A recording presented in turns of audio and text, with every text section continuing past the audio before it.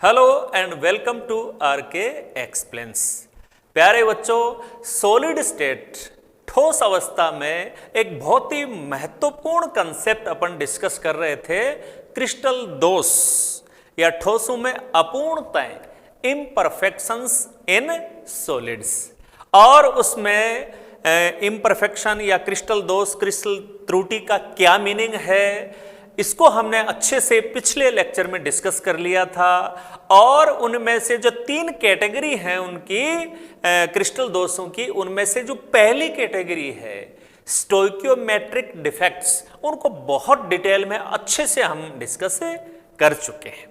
अब जो अगली दो कैटेगरी हैं, अशुद्धता दोष, इम्प्योरिटी डिफेक्ट्स, और तीसरी नॉन स्टोइकियोमेट्रिक डिफेक्ट्स, उनको, उन दोनों प्रकार के जो दोष हैं उनको आज के इस लेक्चर में हम कवर करेंगे। तो फटाफट आप लोग नोटबुक और पेन लेके तैयार हो जाइए और अपनी कॉपी में सबसे पहले हेडिंग डाल लीजिए अशुद्धता दोष।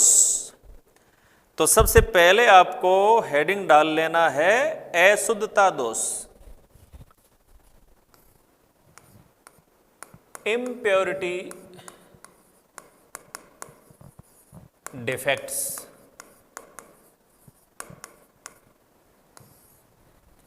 तो ये सबसे पहले आज हम डिस्कस करेंगे अशुद्धता दोष। देखो नाम ही बता रहा है बच्चों इसका।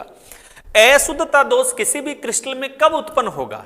जब उसमें बाहर से कोई अशुद्धि मिलाई जाएगी। यहां पर अशुद्धि या इम्प्योरिटी का मतलब है कि कोई भी क्रिस्टल है, जैसे NaCl का क्रिस्टल है, अब उसमें दूसरे किसी भी क्रिस्टल की थोड़ी सी भी मात्रा मिला दी जाए तो NaCl क्रिस्टल के लिए वो क्या है? अशुद्धि है, इम्प्योरिटी है। Na+Cl- के अलावा कोई भी आयन बाहर से अगर इसमें मिक्स होता है तो वो अशुद्धता है। तो इसका मतलब सीधा सा है, अशुद्धता दोष से हमारा क्या मीनिंग है कि जब भी किसी क्रिस्टलीय ठोस में अन्य किसी क्रिस्टलीय ठोस की थोड़ी मात्रा मिलाई जाती है तो उससे तो दोष उत्पन्न होते हैं, उन्हें कहा जाता है अशुद्धता दोष। तो आपने हेडिंग लिख लिया ये अशुद्धता दोष, इम्प्योरिटी डिफेक्ट्स। अब सबसे पहले आपको डेफिनेशन लिखवा देता हूं मैं आपको। तो डेफिनेशन बच्चों इसमें आगे आप नोट कर लें।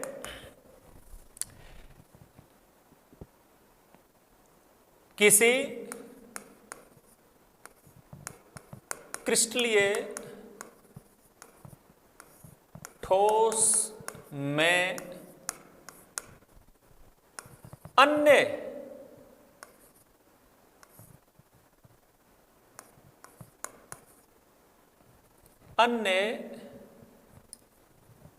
पदार्थ की अल्प मात्रा, थोड़ी सी मात्रा, अल्प मात्रा मिलाने पर उत्पन्न दोष को अशुद्धता दोष कहते हैं।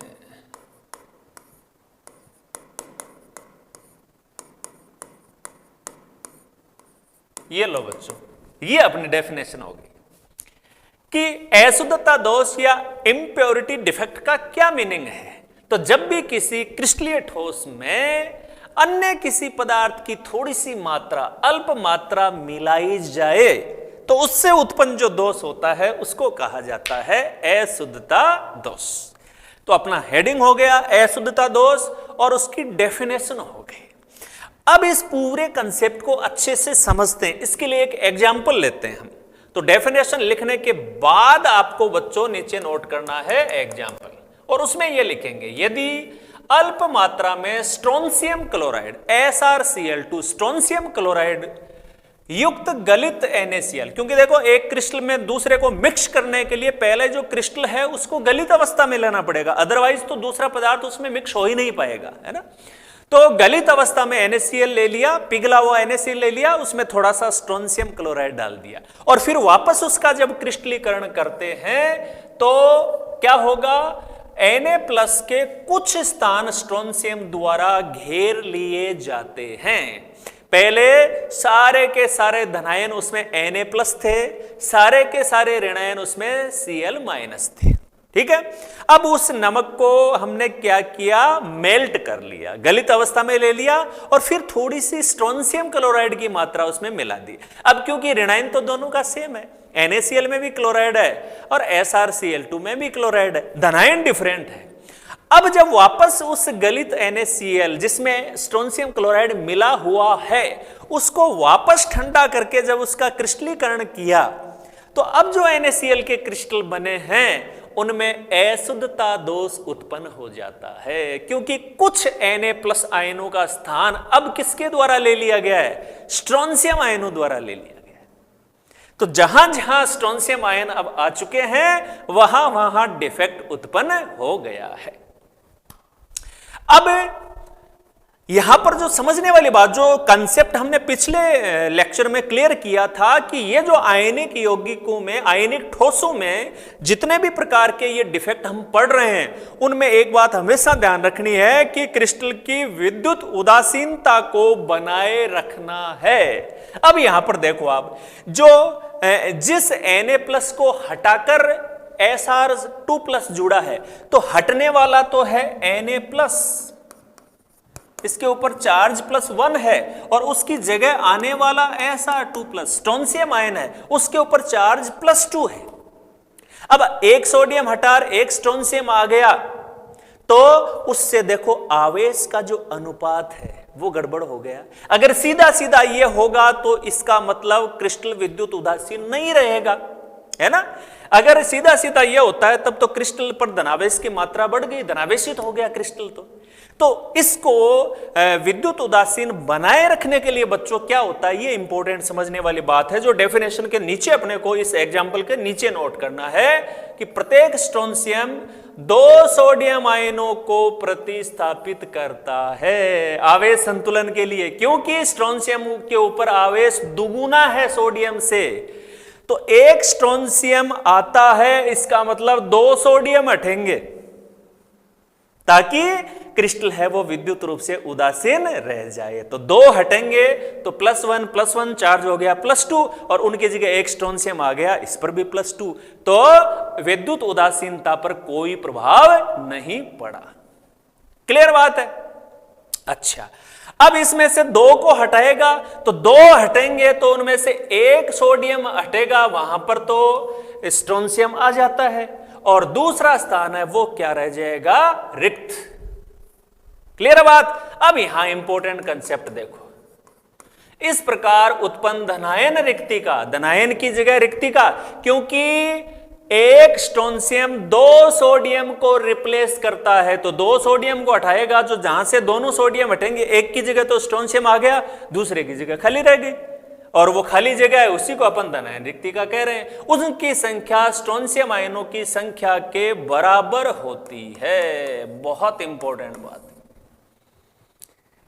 हर एक स्ट्रोंशियम आयन आएगा तो एक धनायन रिक्तिका बनेगी, क्योंकि एक स्ट्रोंशियम 2 सोडियम को रिप्लेस कर रहा है, एक की जगह तो खुद आ गया स्ट्रोंशियम और दूसरा खाली रह गया। तो जितने स्ट्रोंशियम आएंगे उतने धनायनिक रिक्तिकाएं बनेंगी। इसलिए कह रहा है कि उत्पन्न धनायन रिक्तिकाओं की संख्या स्ट्रोंशियम आयनों की संख्या के बराबर होती है। बहुत महत्वपूर्ण कंसेप्ट। अब इमेजिन करो आप इसमें कि अगर मान लीजिए स्ट्रोंशियम क्लोराइड की बजाय कोई दूसरा इसमें अशुद्धि के रूप में कोई दूसरा आयनिक यौगिक मान लीजिए इसमें मिक्स किया होता। सपोज करो जैसे AlCl3 इसमें मिलाया होता अपन एल्यूमिनियम क्लोराइड, तब एल्यूमिनियम क्लोराइड हम मिलाते तो उससे धनायन बनता Al3+, और सोडियम की जगह Al3+ आता तो उसके ऊपर जो चार्ज है वो सोडियम से 3 गुना है। इसका मतलब एक Al3+ आता तो बदले में कितने सोडियम हटते, 3 हटते। तो कितने Na+ हटेंगे ये किस पे डिपेंड करेगा, उसकी जगह आने वाले आवेश पर, आने वाले आयन पर कितना आवेश है उस पे डिपेंड करेगा। स्ट्रोंशियम पे +2 था तो 2 सोडियम हटे, एल्यूमिनियम पर 3+ चार्ज है तो उसके बदले में 3 सोडियम हटेंगे। क्लियर बात। तो अगर यहां पर AlCl3 हम मिलाते हैं तो ये लैंग्वेज है वो चेंज हो जाएगी। अब देखो 3 सोडियम हटे तो 3 खाली जगह हुई, एक में तो एल्यूमिनियम आ गया और 2 जगह क्या रह जाएंगे, रिक्त। इसका मतलब जितने एल्यूमिनियम आएंगे उनसे दुगुनी धनायनिक रिक्तिकाएं रहेंगी। क्लियर है बात। तो यहां फिर AlCl3 होता तो लैंग्वेज क्या होती कि इस प्रकार उत्पन्न धनायन रिक्तिकाओं की संख्या Al3 प्लस आयनों की संख्या से दुगुनी होती है। दिमाग में कंसेप्ट बिल्कुल क्लियर आ गया ये। चलिए, तो ये अपना एक प्रकार हो गया बच्चों अशुद्धता दोष। ये किसी भी क्रिस्टल में अन्य पदार्थ की थोड़ी सी मात्रा मिलाने से उत्पन्न होता है। और ये इसमें एग्जाम्पल लिया हमने जिसमें गलित अवस्था में NaCl में स्ट्रोंशियम की थोड़ी सी मात्रा मिलाई है। तो कुछ जगहों पर क्रिस्टल में कुछ जगहों पर सोडियम की जगह स्ट्रोंशियम आयन आ जाता है। अब क्योंकि स्ट्रोंशियम के ऊपर +2 आवेश है तो हर स्ट्रोंशियम क्रिस्टल की विद्युत उदासीनता बनाए रखने के लिए हर स्ट्रोंशियम आयन जब आता है तो उसके बदले में 2 सोडियम हटते हैं ताकि आवेश संतुलित रहे। क्लियर बात। चलिए, अब ये पूरी बात जो हमने समझी है उसी बात को देखो बच्चों इस डायग्राम में आ जाइए आप। यहां इस बात को पूरी को दोबारा से हम समझते हैं। NaCl का क्रिस्टल है, Na+Cl- ये इस तरह से अल्टरनेट आयन है इसमें। अब यहां पर देखो क्या हुआ है कि जैसे ही स्ट्रोंशियम मिलाया, स्ट्रोंशियम क्लोराइड मिलाया तो देखिए यहां Na+Cl- यहां Na+ होना चाहिए था, उसकी जगह यहां पर आ गया स्ट्रोंशियम क्लोराइड Sr2+। तो यहां जो सोडियम था वो हट गया और उसकी जगह ये आ गया। लेकिन इसके ऊपर आवेश +2 है जैसा कि अभी हम डिस्कस कर रहे थे। और आवेश को बैलेंस करने के लिए एक सोडियम तो जिसकी जगह ये स्ट्रोंशियम आया वो हटा ही हटा है और इसके अलावा क्रिस्टल में से एक सोडियम और हट जाएगा। देखो यहां से सोडियम को हटा दिया तो यहां बन गई रिक्तिका। धनायन के स्थान पर रिक्तिका बनी है इसलिए वो धनायनिक रिक्तिका है। क्लियर बात। तो ये अशुद्धता दोष को इस प्रकार से डायग्राम के रूप में दिखाया गया है। इस डायग्राम में हमने ये दिखाया है कि NaCl का जो क्रिस्टल है उसमें स्ट्रोंशियम क्लोराइड की थोड़ी सी मात्रा जब मिलाई हमने तो जालक में सोडियम के स्थान पर स्ट्रोंशियम आ जाता है और स्ट्रोंशियम पर आवेश सोडियम से दुगुना होता है। इसलिए एक स्ट्रोंशियम आता है तो उसके बदले में 2 सोडियम आयन क्रिस्टल में से हटते हैं। एक की जगह खुद स्ट्रोंशियम आ गया और दूसरा धनायनिक रिक्तिका के रूप में रह जाता है। तो ये सारी बात बच्चों आपको नोट करनी है और ये उसके साथ आपको डायग्राम बनाना है। इतना करते ही क्रिस्टल दोष में जो दूसरी कैटेगरी है अपने अशुद्धता दोष, इम्प्योरिटी डिफेक्ट, वो अपना पूरा क्लियर हो जाता है। ठीक बात है। आगे बढ़ जाएं इसके बाद। चलिए, इसके बाद आगे तीसरी जो महत्वपूर्ण कैटेगरी है वो हम देखेंगे बच्चों और वो है नॉन स्टोइकियोमेट्रिक दोष। तो लिखें कॉपी में heading non stoichiometric defect. Non stoichiometric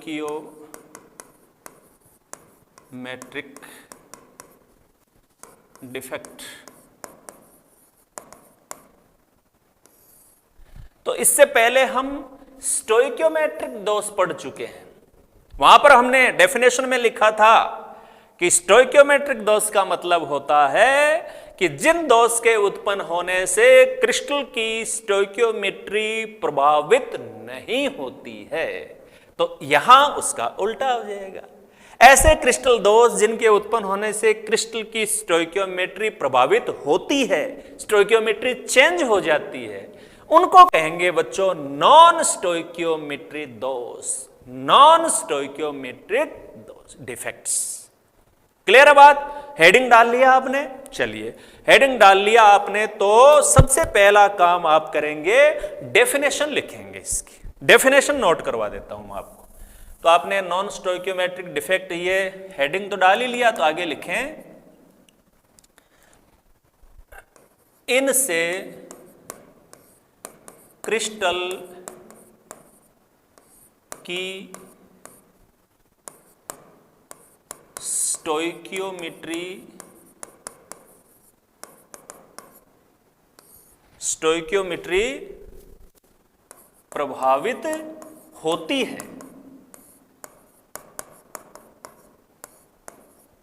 ये देख लो बच्चों, शॉर्ट एंड स्वीट डेफिनेशन हो गई अपनी कि नॉन स्टोइकियोमेट्रिक दोष से आप क्या समझते हैं, तो हम कहेंगे इनसे क्रिस्टल की स्टोइकियोमेट्री प्रभावित होती है। तो जिनसे स्टोइकियोमेट्री प्रभावित होती है, स्टोइकियोमेट्री बदल जाती है, चेंज हो जाती है, वो कहलाते हैं नॉन स्टोइकियोमेट्री दोष। क्लियर है बात? डेफिनेशन नोट हो गई अपने। चलिए अब इसमें, अब ये देखो आयनिक यौगिकों में नॉन स्टोइकियोमेट्री अगर डिफेक्ट उत्पन्न हो तो कौन सी दो संभावना है। जैसे मान ले NaCl का उदाहरण लेते हैं। अब NaCl में सोडियम और क्लोराइड दोनों का अनुपात अगर बदलता है तो क्या संभावना है। सोडियम और क्लोरीन में से सोडियम है वो तो आपको पता धातु है। कोई भी आयनिक यौगिक का फॉर्मूला हम लिखते हैं, पहले धातु को लिखते हैं, बाद में अधातु को। सोडियम धातु है, क्लोरीन इसमें अधातु है। अब क्या संभावना है? दो संभावना है। अगर उनका अनुपात डिस्टर्ब होता है तो क्या, या तो सोडियम यानी धातु ज्यादा हो जाए, तो धातु ज्यादा हो जाएगा तो हम कहेंगे धातु आधिक्य दोष, मेटल एक्सेस डिफेक्ट। दूसरी संभावना क्या है कि वो Cl जो है अधातु वो ज्यादा रह जाए, धातु कम रह जाए उसके अनुपात में, उसकी तुलना में, तो धातु कम रह जाएगा तो उसको हम कह देंगे धातु न्यूनता दोष, मेटल डेफिशिएंसी डिफेक्ट। तो ये दो संभावनाएं हैं। अगर अनुपात गड़बड़ाता है, अगर स्टोइकियोमेट्री डिस्टर्ब होती है तो हमारे पास बच्चों दो संभावना है, या तो धातु ज्यादा हो जाए कंपैरेटिवली, या धातु कंपैरेटिवली कम हो जाए। ज्यादा हो जाएगा तो धातु आधिक्य दोष, और अगर कंपैरेटिवली धातु कम हो जाता है तो धातु न्यूनता दोष। क्लियर बात? ये बात है इस सीधी सी। तो चलिए ये डेफिनेशन जो छोटी सी आपको लिखवाई है, उसके बाद बच्चों आपको क्या करना है, उसके बाद आपको ये कहना आनी चाहिए ये दोष दो प्रकार के होते हैं। ये दोष दो प्रकार के होते हैं। अभी जो अपन डिस्कस कर रहे थे, दो पॉसिबिलिटीज हैं इसमें, दो तरीके हो सकते हैं इसके। और उसके बाद पहला आपको लिखना है धातु आधिक्य दोष, मेटल एक्सेस डिफेक्ट्स। तो क्लियर, नाम से पता लग रहा है ये जो दोष हैं, ये जो डिफेक्ट हैं, वो किस वजह से उत्पन्न होते हैं, क्या होता है इनमें, धातु आधिक्य। क्लियर पता लग रहा है इससे कि इन क्रिस्टल दोषों से जो क्रिस्टल है उसमें धातु की मात्रा ज्यादा हो जाती है, अधिक हो जाती है। इसीलिए तो कह रहे हैं इनको धातु आधिक्य दोष। तो यहां पर आपको मैं एक छोटी सी बात इसमें नोट करवाऊंगा, जिससे पूरी की पूरी चीजें क्लियर हो जाएगी। तो आपने हेडिंग लिख लिया धातु आधिक्य दोष, मेटल एक्सेस डिफेक्ट, ये हेडिंग हो गया आपका। चलिए अब यहां पर मैं आपको एक डेफिनेशन नोट करवाता हूं, लिखें इनसे क्रिस्टल में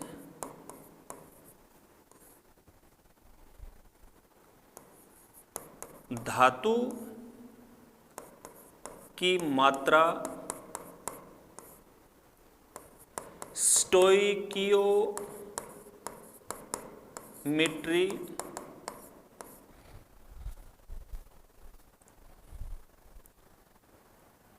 यहां लिख रहा हूं बच्चों, देखना इसको गौर, अनुपात से अधिक हो जाती है।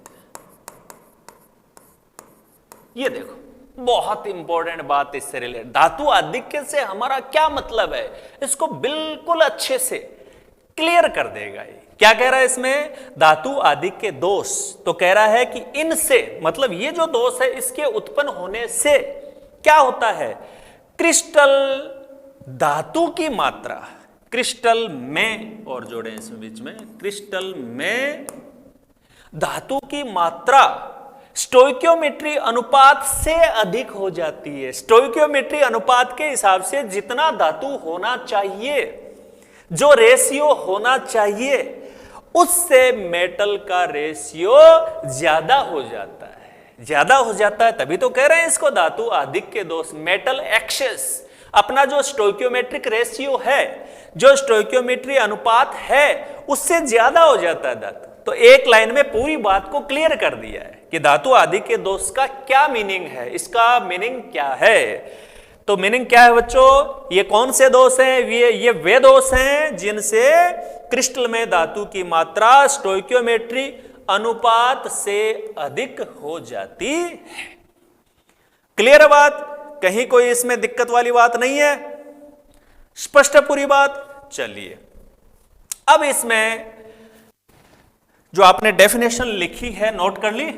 चलिए अब देखो बच्चों, धातु आधिक्य यानी धातु की मात्रा कंपैरेटिवली ज्यादा, अपने स्टोइकियोमेट्रिक रेशियो से ज्यादा। दो संभावनाएं हैं इसकी, दो तरीके से ये हो सकता है। क्या तरीके हो सकते हैं? दो दनाएं। पहला तरीका देखें, ए कहूंगा मैं इसको, और इसमें आप लिखें अच्छा, ये प्रकार पढ़ने से पहले जो आपने डेफिनेशन लिखी है उसके नीचे एक लाइन आपको और नोट करनी है। ये है निम्न दो कारणों से हो सकता है। यानी धातु आधिक्य, धातु रेशियो में ज्यादा दो वजह से हो सकता है। उसके बाद ये पहला पॉइंट ए नोट करेंगे बच्चों। एक इसको हमने कह दिया तो इसको ए कह दें आप। पहली वजह क्या हो, देखो जैसे NaCl का क्रिस्टल है उसको लेकर हम समझे Na+Cl-, तो Na+ की मात्रा Cl- से ज्यादा किन किन कारणों से, कौन कौन से तरीकों से हो सकती है? एक तो ये हो सकता है कि Na+Cl- है तो उस क्रिस्टल में से, जालक में से कुछ Cl- हट जाएं, तो Cl- हट जाएं तो पीछे रेशियो अनुपात किसका ज्यादा रह जाएगा? सोडियम का, धातु का। तो धातु आधिक्य हो गया। और जहां से वो ऋणायन हटेंगे उनकी जगह जो रिक्तिका बन जाती है वो ऋणायनिक रिक्तिका कहलाती है। तो ये पहली वजह हो सकती है कि ऋणायनिक रिक्तिकाएं बन जाए।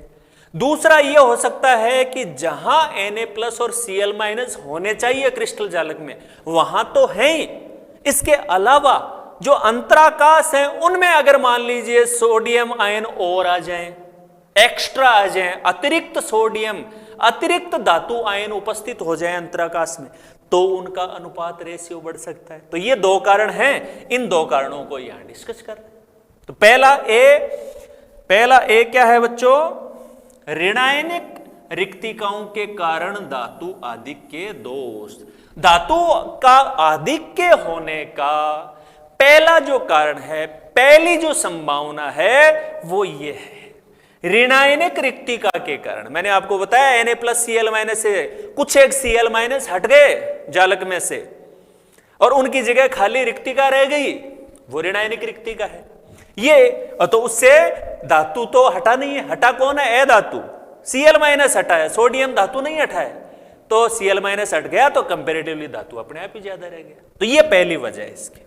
ये मोस्टली बच्चों, तो ये हेडिंग लिख लिया आपने, ये मोस्टली बच्चों जो क्षारकीय हैलाइड है NaCl, KCl, इनमें ये ज्यादा पाया जाता है, इनमें ये ज्यादा देखने में आता है।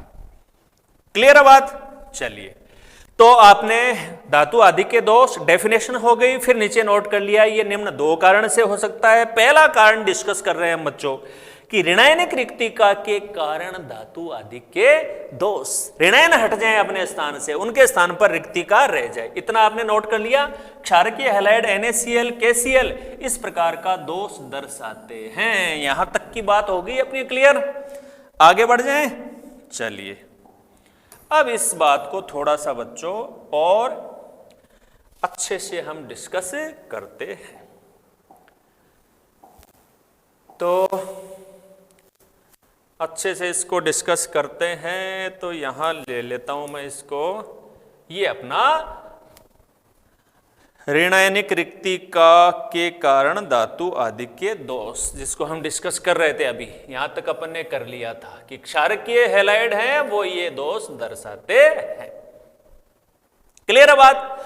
अब यहां पर बच्चों एक एग्जाम्पल जो लिया गया है जिसकी सहायता से ऋणायनिक रिक्तिका वाली पूरी बात को हमें समझना है, उसको हम डिस्कस कर रहे हैं, उसको हमें डिस्कस करना है। चलिए करते हैं इसको डिस्कस।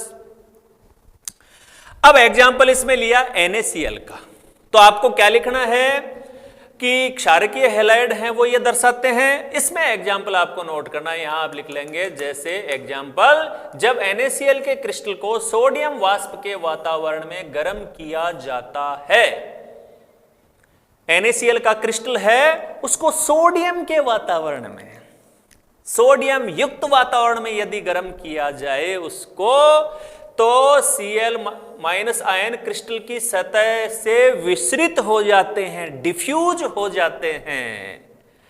और अब Cl माइनस आयन तो हटेगा, लेकिन जब Cl प्लस Cl माइनस आयनों में से जब Cl माइनस आयन हटता है तो वह अपना इलेक्ट्रॉन है उसको फ्री कर जाता है, इलेक्ट्रॉन को निर्मुक्त कर जाता है। तो Cl माइनस आयन विसरित हो जाते हैं, डिफ्यूज हो जाते हैं, और उनके द्वारा जो निर्मुक्त इलेक्ट्रॉन है, उनके द्वारा जो फ्री किया गया इलेक्ट्रॉन है, वो विसरित होकर क्रिस्टल के ऋणायनिक स्थान को अध्यासित करता है। बहुत इंपॉर्टेंट कंसेप्ट बच्चों, जहां से Cl माइनस हटा है, वो Cl माइनस हटते समय, ऋणायन जब हटता है तो उसका इलेक्ट्रॉन, वो अपने इलेक्ट्रॉन को फ्री कर जाता है, और उस ऋणायन के हटने से जो रिक्तिका बनी है उसको वो इलेक्ट्रॉन ऑक्यूपाई कर लेता है, उस खाली जगह में इलेक्ट्रॉन आ जाता है। क्यों? वही कंसेप्ट अपना कि हर क्रिस्टल दोष में आपको ध्यान रखना है कि व्यवस्था इस प्रकार से होगी कि क्रिस्टल की विद्युत उदासीनता बनी रहे। वही तो कंसेप्ट लग रहा है यहां पर। अगर पूरा का पूरा Cl माइनस हट जाता तो विद्युत उदासीन नहीं रहता क्रिस्टल, धनावेशित हो जाता क्रिस्टल। तो Cl माइनस जब हटता है तो वो अपने फ्री किए गए इलेक्ट्रॉन को छोड़ जाता है वहां पर, और वो जो वहां जो रिक्तिका बनी है उसको वो इलेक्ट्रॉन ऑक्यूपाई कर लेता है। क्लियर है बात? अच्छा, ये अयुग्मित इलेक्ट्रॉनों द्वारा भरी गई ऋणायनिक रिक्तिकाओं को F केंद्र कहते हैं। तो जो जो बात बच्चों इसमें मैं अंडरलाइन कर रहा हूं, सेम इसी पैटर्न, इसी क्रम में आपको अपनी नोटबुक में उसको लिखना है कि Cl माइनस क्रिस्टल की सतह से विसरित हो जाते हैं निर्मुक्त इलेक्ट्रॉन, इन ऋणायनों द्वारा फ्री किए गए जो इलेक्ट्रॉन हैं वो इस ऋणायनिक स्थान को अध्यासित कर लेते हैं, ऑक्यूपाई कर लेते हैं। और ये जो इन इलेक्ट्रॉनों द्वारा ऑक्यूपाई की गई जो रिक्तिकाएं हैं, अयुग्मित इलेक्ट्रॉनों द्वारा भरी गई ऋणायनिक रिक्तिकाओं को F केंद्र कहते हैं। बहुत इंपॉर्टेंट क्वेश्चन है ये F केंद्र वाला।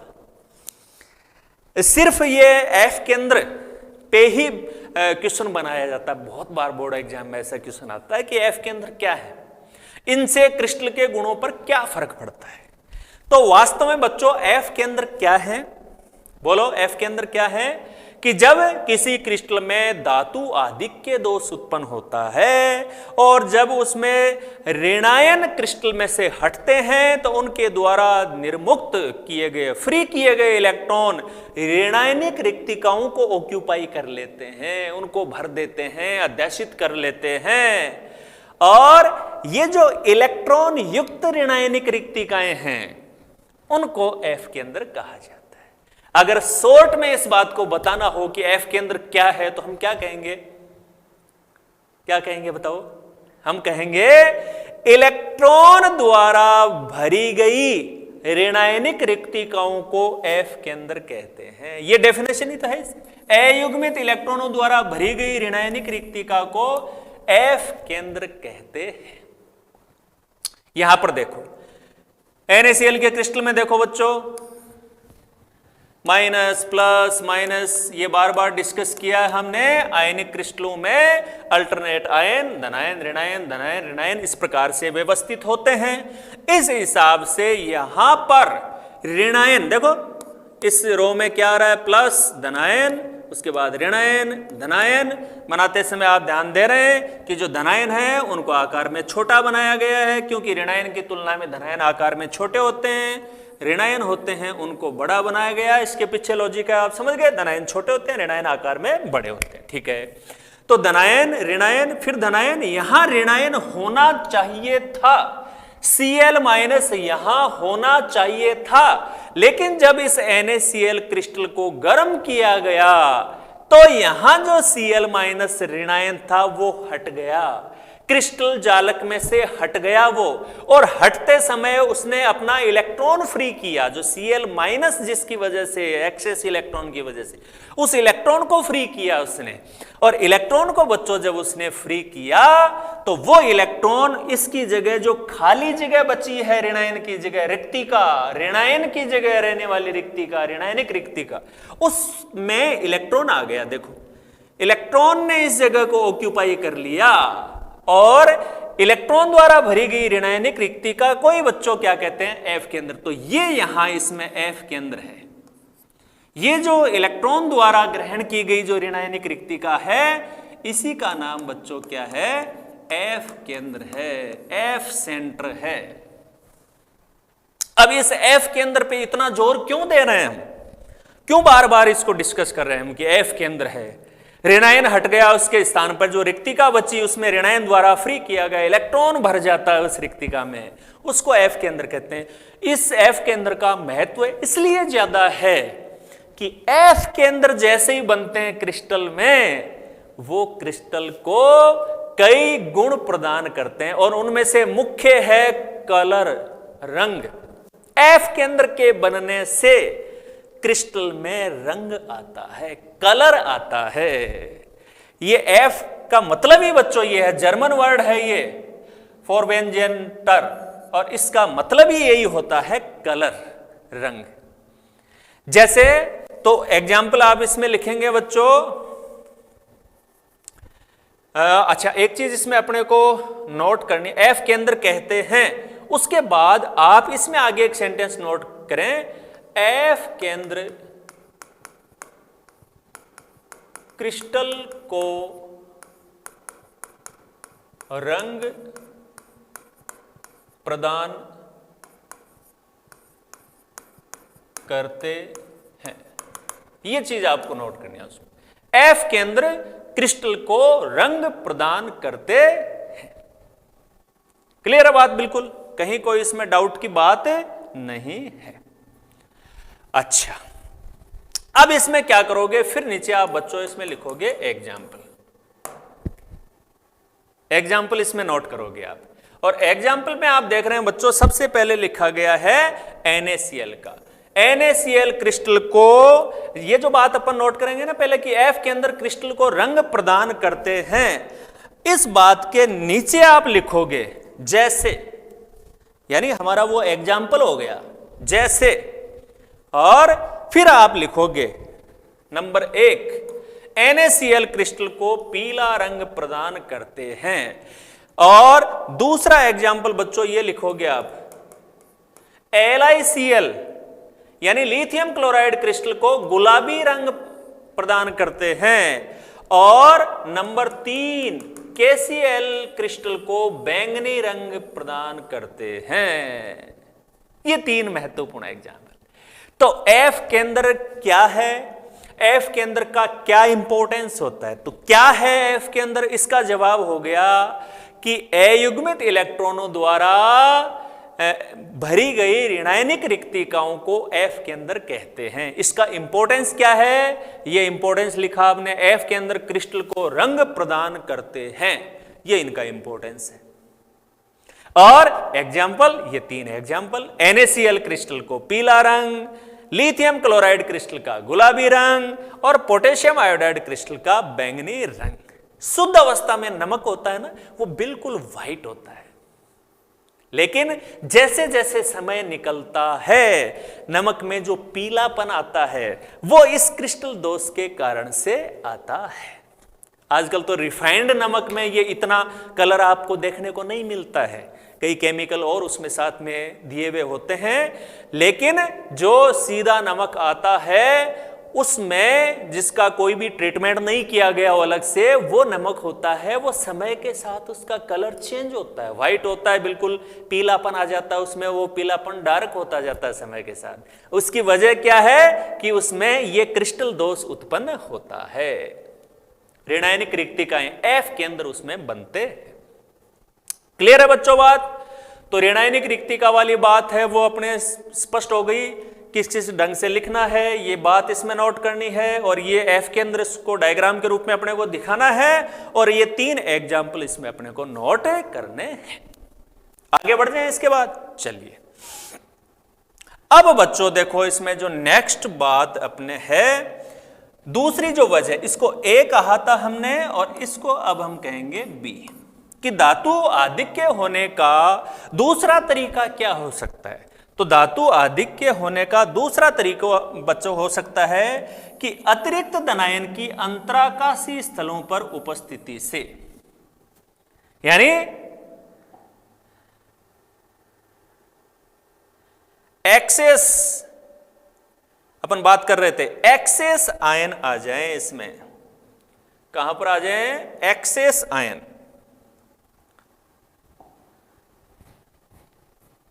ये देखो एक्सेस आयन बच्चों कहां पर?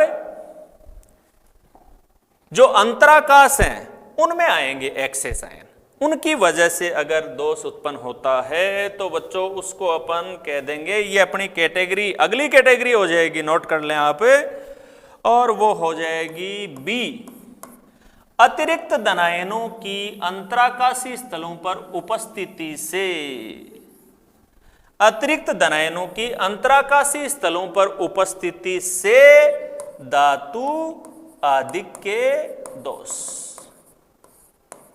धातु आधिक्य दोष। तो 2 तरीके हैं धातु आधिक्य कैसे हो सकता है। एक तरीका तो ये कि ऋणायन हट जाए, ए धातु हट जाए तो धातु ज्यादा रह गया, और दूसरा तरीका ये कि धनायन ऋणायन जहां होने चाहिए वहां तो है ही, इसके अलावा एक्स्ट्रा धनायन अंतराकाश में और आ जाए। अब इसमें बच्चों इस बात को आगे बढ़ाने से पहले आपको इसमें सीधा एग्जाम्पल लेके डिस्कस किया गया, आप इसमें ये बात पहले नोट कर लें, अतिरिक्त धनायनों की अंतराकाशी स्थलों पर उपस्थिति से धातु आधिक्य दोष, ये अपना हेडिंग हो गया। इसमें आपको आगे नोट करना है, लिखना है आपको, वो क्या लिखना है? लिखें में इस दोष में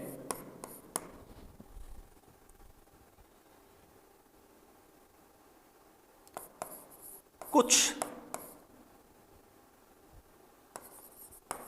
धनायन अंतराकाशों में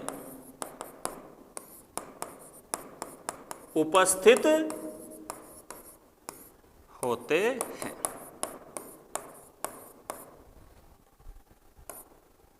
कुछ अतिरिक्त कहना चाहिए इसको, इससे और क्लियर होगी बात।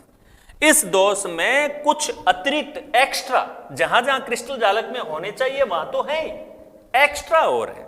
तो इस दोष में कुछ अतिरिक्त धनायन अंतराकाशों में उपस्थित होते हैं। तो ये सेंटेंस आप आगे लिखेंगे तो पूरी बात अच्छे से क्लियर हो जाएगी कि क्या कहना चाहता है।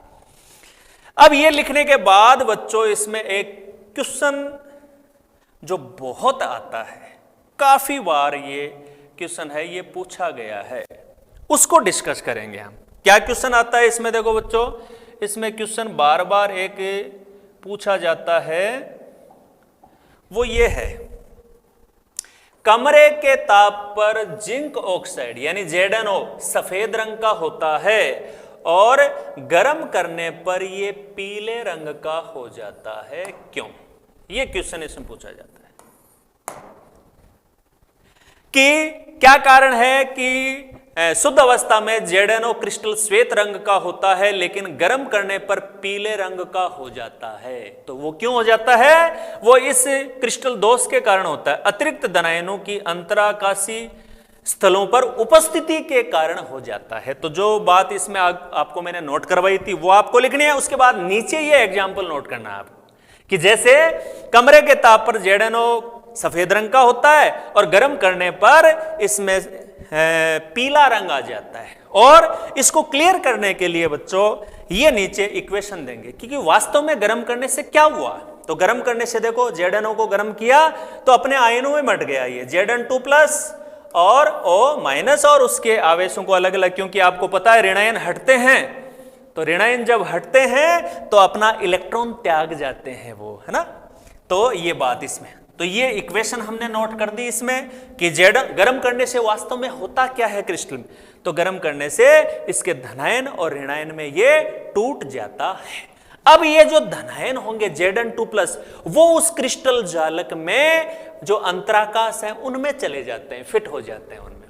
छोटे आकार के होते हैं धनायन और वो अंतराकाशों में फिट हो जाते हैं। तो अंतराकाशों में एक्स्ट्रा चले गए तो क्रिस्टल में टोटल जो धातु की मात्रा है वो ज्यादा हो गई, एक्सेस हो गया वो। अच्छा, अब कलर क्यों आया इसमें? हमने समझा था यहां पर पहले वाला जो ऋणायनिक रिक्तिका वाला था उसमें समझा था कि कलर की वजह होती है इलेक्ट्रॉन। जब प्रकाश गिरता है अयुग्मित इलेक्ट्रॉन पर तो वो प्रकाश में से कुछ वेवलेंथ को अब्जॉर्ब कर लेता है वो अयुग्मित इलेक्ट्रॉन।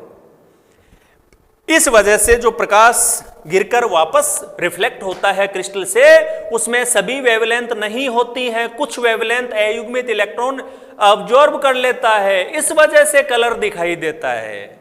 लेकिन यहां पर तो धनायन आया है अंतराकाश में, Zn2+ आया है, तो फिर कलर कैसे आया? कलर इसलिए आया, देखो वही कंसेप्ट बार बार, कौन सा?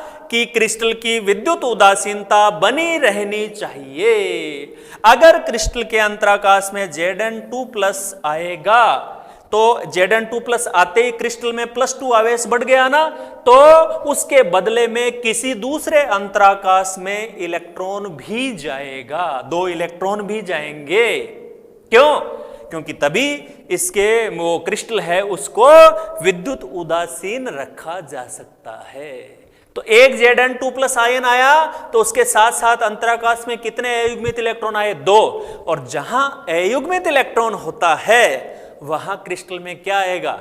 कलर आएगा, जिसको अभी हम डिस्कस कर चुके हैं कि उस पे प्रकाश गिरता है, कुछ वेवलेंथ को अयुग्मित इलेक्ट्रॉन अब्जॉर्ब करता है और इस वजह से क्रिस्टल है वो रंग दर्शाता है।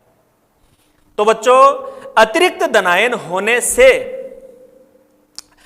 धनायन होने का मतलब क्या है कि क्रिस्टल में या इस क्रिस्टल दोष में अतिरिक्त धनायन अंतराकाश में आ जाते हैं। इसका एग्जाम्पल लिया हमने ZnO कि ZnO शुद्ध अवस्था में सफेद होता है, गर्म किया जाए टूटता है, ये टूटता है तो 2 आयन बनाता है Zn2+ O2-। अपना इलेक्ट्रॉन त्याग देता है और ये जो Zn2+ है ये जालक में कुछ अंतराकाश में आ जाता है और उसके आवेश को काउंटर बैलेंस करने के लिए जितने Zn2+ आएंगे उनके आवेश को काउंटर बैलेंस करने के लिए हर Zn+2 आयन के साथ में 2 इलेक्ट्रॉन भी अंतराकाशों में जाएंगे और अयुग्मित इलेक्ट्रॉन उपस्थित होने के कारण क्रिस्टल रंग दर्शाता है।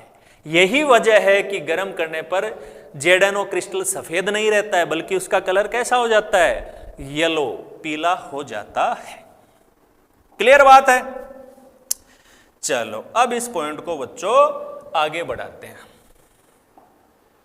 इस पॉइंट को आगे बढ़ाते हैं। येलो, वो जो बात हम डिस्कस कर रहे थे Zn वाली, वो बात अब हम बच्चों आगे बढ़ा लेते हैं। तो अब क्या हुआ? क्रिस्टल में Zn का अधिक्य हो गया, धातु का अधिक्य हो गया और इसका सूत्र अब ZnO नहीं रहा। पहले सूत्र था ZnO, रेशियो 1:1 था जिंक का और ऑक्सीजन का। अब वो 1:1 नहीं रहा। देखो अब वो Zn के, क्योंकि Zn के अतिरिक्त एक्स्ट्रा आ गए अंतराकाश में। तो अब ये रेशियो Zn का 1 नहीं रहा बल्कि क्या हो गया 1 + XO हो गया, यानी ये रेशियो 1 से कुछ न कुछ। अब कितना ज्यादा हुआ ये तो डिपेंड करता है कि उसमें उसको कितने टेम्परेचर तक गर्म किया है, कितने Zn2+ आयन बने हैं, उस पर डिपेंड करेगा, अन्य कारकों पे निर्भर करेगा। लेकिन एक बात तय है कि अब ये जो अनुपात है, स्टोइकियोमेट्रिक अनुपात है, वो नहीं रहा, अब चेंज हो चुका है। ये 1:1 नहीं रहा, अब ये 1 + X हो गया है। Zn की मात्रा ऑक्सीजन की तुलना में बढ़ गई है, धातु का आधिक्य हो गया है, और ये Zn2+ आयन अंतराकाश में चले जाते हैं और इलेक्ट्रॉन निकटवर्ती पास के अंतराकाश स्थलों में चले जाते हैं। क्लियर है बात? और इसमें मैं आगे नोट करूंगा, थोड़ा सा आप भी नोट करें कि ये इलेक्ट्रॉन निकटवर्ती अंतराकाशीय स्थलों में चले जाते हैं। इन इलेक्ट्रॉनों के कारण ही ZnO क्रिस्टल पीला रंग दर्शाता है, पीला रंग दर्शाता है। क्लियर है बच्चों बात? धातु आधिक्य की 2 प्रकार की संभावनाएं देख ली हमने कि धातु आधिक्य होने के 2 तरह के विकल्प, 2 तरीके के रास्ते हो सकते हैं। एक तो ऋणायन हट जाएं, ऋणायनिक रिक्तिका बन जाएं, एफ के अंदर की बात उसमें की। दूसरा, अंतराकाश में एक्स्ट्रा धनायन आ जाएं, जिसमें ZnO जिंक ऑक्साइड वाला ये एग्जाम्पल अपन ने किया। अच्छा, अब जब स्टोइकियोमेट्रिक अनुपात क्रिस्टल में चेंज होता है, प्रभावित होता है, तो पहली संभावना हमने ये देखी कि धातु की मात्रा ज्यादा हो जाए, जिसको हमने कहा धातु आधिक्य दोष। अब दूसरी संभावना अब इसके बाद बच्चों हम पढ़ेंगे, और वो हमने पहले डिस्कस की भी थी कि धातु की मात्रा जो स्टोइकियोमेट्रिक अनुपात पहले था उससे कम हो जाए, उससे कम हो जाए, तो ये हो जाएगा धातु न्यूनता दोष, मेटल डेफिशिएंसी डिफेक्ट। ये अपना अगला हेडिंग है बच्चों, दूसरा, ये आप नोट करें, धातु न्यूनता दोष, मेटल डेफिशिएंसी डिफेक्ट। तो नाम बता रहा है कि धातु की मात्रा अपने स्टोइकियोमेट्रिक अनुपात की तुलना में कम हो जाती है। ये बात इसमें, तो ये हेडिंग आपने लिख लिया। उसके बाद आपको क्या चीज नोट करनी है उसको समझें आप।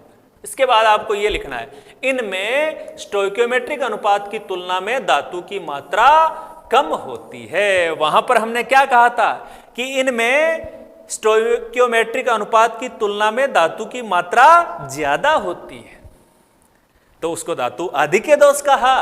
और इसमें स्टोइकियोमेट्रिक अनुपात की तुलना में धातु की मात्रा कम होती है, तो इसको हमने धातु न्यूनता, मेटल डेफिशिएंसी डिफेक्ट कहा। क्लियर है बात? कोई दिक्कत नहीं है इसमें। चलिए अब एक एग्जाम्पल ले लेते हैं इसका, जिससे बात और क्लियर हो जाए कि भी धातु की कमी या न्यूनता का क्या मतलब। देखो इसका एग्जाम्पल है बच्चों, आप एग्जाम्पल इसमें नोट करेंगे, FeO आयरन का ऑक्साइड है, FeO। आप देख रहे हैं इसमें रेशियो अनुपात 1:1 है।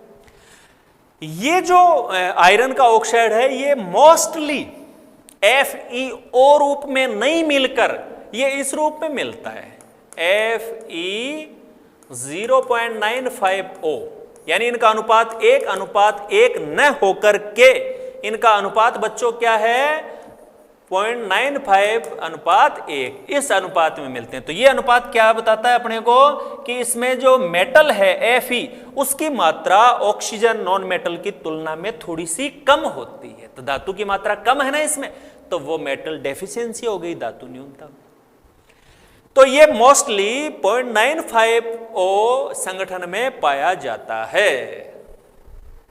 तो ये एग्जाम्पल में ये लाइन लिखनी है आपको, संगठन में पाया जाता है। अब ये एग्जाम्पल हो गया, अब इसको एक्सप्लेन करते हैं हम कि ऐसा क्यों हुआ, तो ये जो लाइन है बच्चों, ये इसको एक्सप्लेन करने वाली है कि FeO के क्रिस्टल में से कुछ Fe2+ आयन लुप्त हो जाते हैं। ऐसा क्यों हुआ, इसकी मात्रा कम क्यों हो गई? क्योंकि कुछ जो Fe2+ आयन है क्रिस्टल जालक में से, वो क्रिस्टल से बाहर निकल गए, क्रिस्टल से बाहर निकल गए वो। और अब Fe के जो आयन थे, आयरन के आयन थे, वो कुछ आयन बाहर निकल गए Fe2+, इसलिए धातु की मात्रा कम हो गई। ये बात तो अपने समझ में आ गई। अच्छा, एक साथ साथ में एक कंपैरिजन और कर लेते हैं। वहां पर जो स्टोइकियोमेट्रिक दोष है उसमें अपन ने गायब होने वाला पढ़ा था ना, अपन ने शॉटकी दोष धनायन, उसमें धनायन और ऋणायन दोनों बराबर संख्या में क्रिस्टल में से गायब होते हैं, इसलिए अनुपात बदलता नहीं है, स्टोइकियोमेट्रिक दोष है। इसमें देखो केवल धनायन गायब हुआ है, तो केवल धनायन गायब हुआ तो अनुपात बिगड़ गया, स्टोइकियोमेट्रिक अनुपात, इसलिए ये क्या है, नॉन स्टोइकियोमेट्रिक दोष। ठीक है, तो धातु की मात्रा कम क्यों हुई? क्योंकि कुछ धनायन है वो क्रिस्टल जालक में से बाहर निकल गए, कुछ Fe2+ बाहर निकल गए। लेकिन नॉन स्टोइकियोमेट्रिक दोष में भी वो कंसेप्ट लागू होता है कि आयनिक क्रिस्टल की विद्युत उदासीनता बनी रहनी चाहिए। अब Fe2+ निकल गया तो पीछे जो बचा हुआ क्रिस्टल है वो विद्युत उदासीन नहीं रहा, केवल धनायन गायब हुआ है, तो पीछे जो क्रिस्टल बचेगा वो तो ऋणायनिक हो गया क्रिस्टल, है ना। तो इसको बैलेंस करने के लिए बच्चों क्या होता है, देखो कुछ Fe2+ आयन लुप्त हो गए और धनावेश की क्षतिपूर्ति, उसको काउंटर बैलेंस करने के लिए Fe3+ आयनों की आवश्यक संख्या हो जाती है। धनावेश की क्षतिपूर्ति किससे होती है? Fe3+ आयनों की आवश्यक संख्या से हो जाती है। मतलब जो Fe2+ आयन कुछ निकले हैं, उनके बदले में जो पीछे बचे हुए Fe2+ हैं, वो अपने आवेश को +2 से बढ़ाकर बच्चों कितना कर लेते हैं, +3, क्योंकि आपको पता है दोनों प्रकार की संयोजकता आयरन दर्शाता है, +2 भी बहुत कॉमन है इनमें, +3 भी। तो अब हिसाब लगाते हैं इसका। मान लीजिए उसमें से एक Fe+2 गायब हुआ, तो एक Fe2+ क्रिस्टल में से गायब हुआ तो पीछे क्रिस्टल में कितने प्लस आवेश की कमी हो गई? 2 की कमी हो गई ना। तो बताओ कितने Fe2+ को Fe3+ में बदलना पड़ेगा? इसकी पूर्ति करने के लिए, +2 आवेश की पूर्ति करने के लिए कितने फेरस आयनों को फेरिक में बदलना पड़ेगा? कितने Fe2+ को 3 में बदलना पड़ेगा? 2 को, क्योंकि Fe2+ 3+ में बदलता है तो +1 की तो इसमें पूर्ति हुई है ना, और हमें +2 की करनी है पूर्ति, तो 2 को बदलना पड़ेगा। और अगर उस जालक में से 2 Fe2+ गायब होते हैं तो बताओ कितने फेरस आयनों को फेरिक आयनों में बदलना पड़ेगा? 4 को। 3 गायब होते हैं तो कितने को बदलना पड़ेगा? 6 को। समझ गए बात को? तो धनायन क्रिस्टल में से लुप्त होते हैं और उनकी पूर्ति कैसे होती है? Fe3+ आयनों की आवश्यक संख्या, आवश्यक संख्या शब्द यहां पर इसलिए लिखा है क्योंकि कितने Fe2+ Fe3+ में चेंज होंगे ये डिपेंड करता है कि क्रिस्टल जालक में से कितने Fe2+ हटे हैं। जितने Fe2+ हटेंगे उनसे दुगुनी संख्या में Fe2+ है वो Fe3+ में परिवर्तित हो जाएंगे। ऐसा होने से जो क्रिस्टल है उसकी विद्युत उदासीनता बनी रहती है। इस तरह से बच्चों आज का जो ये लेक्चर था इसमें हमने क्रिस्टल दोष की जो 2 महत्वपूर्ण कैटेगरी हैं, अशुद्धता दोष, इंप्योरिटी डिफेक्ट और नॉन स्टोइकियोमेट्रिक डिफेक्ट, उनको, उनके प्रकार को किस तरह से हो सकते हैं, क्या क्या संभावनाएं हैं, कौन से इनके एग्जाम्पल्स हैं और इन दोषों से क्रिस्टल के गुणों पर, क्रिस्टल्स की प्रॉपर्टीज पर क्या प्रभाव पड़ता है, ये सारी चीजें बहुत अच्छे से डिस्कस की हैं। तो मुझे पूरी उम्मीद है कि ये सारे कंसेप्ट आपके दिमाग में क्लियर हो गए हैं और इनसे रिलेटेड कोई भी क्वेश्चन है उसको हम अब आराम से सॉल्व कर सकते हैं।